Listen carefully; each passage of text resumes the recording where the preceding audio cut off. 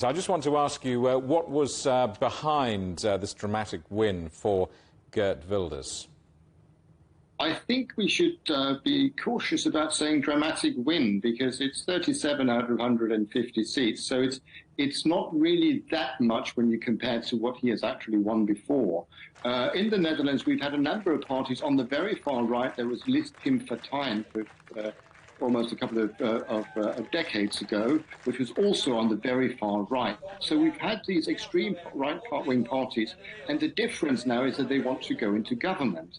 And Geert Wilders says that he wants to compromise, but it's very difficult to see how he can really compromise, because none of the other parties want a referendum on leaving the EU, which he wants. He wants to ban the Quran, which would be against the European Convention of Human Rights, and then there are a number of immigration issues. So the things that are his sort of core issues are things he can't really compromise on. So you'd have to be very...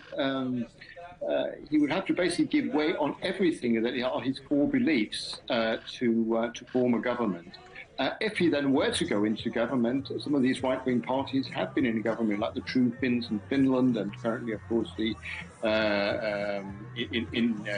Fratelli d'Italia in Italy. They then become much more sort of toned down, and they don't tend to be quite as radical. But I think we have to be cautious about saying that this is a massive earthquake and a move to the right. There's always been that sense of very right-wing parties in the Netherlands.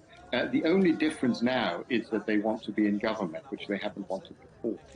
Those words taken on board. Let's look at this lean to the right, if I might put it like that, perhaps being seen far beyond the Netherlands. I mean, we could talk about Trump and Italy, Argentina, France, Brexit, arguably. Why? Again, it's different movements. In Argentina, it's anarcho-capitalism. That's sort of very liberal, and, you want to have markets. This one is much more sort of traditional conservative. And I think the general tendency is that these parties have been out of power. There is a discontent with the political class. There is probably after COVID and so on, people think that there were decisions that were taken that they probably didn't agree with. So there is this sort of overall tendency towards, if you like, populism. We've seen that not just in the Netherlands, but also in a number of other countries. Sweden recently, where the Sweden Democrats had a good election. So it's basically been, we've seen recently in Slovakia, we've had that sort of tendency. So it's pretty much everywhere, and the tendency overall is this dissatisfaction with the elites, dissatisfaction with the old political parties. You see, we've basically had the same political parties since 1920 in all the democratic countries around the world. And maybe they have run out of steam. Maybe we need what political scientists call a real alignment. We need to sort of, shake the kaleidoscope once again, and we will have new political thought lines.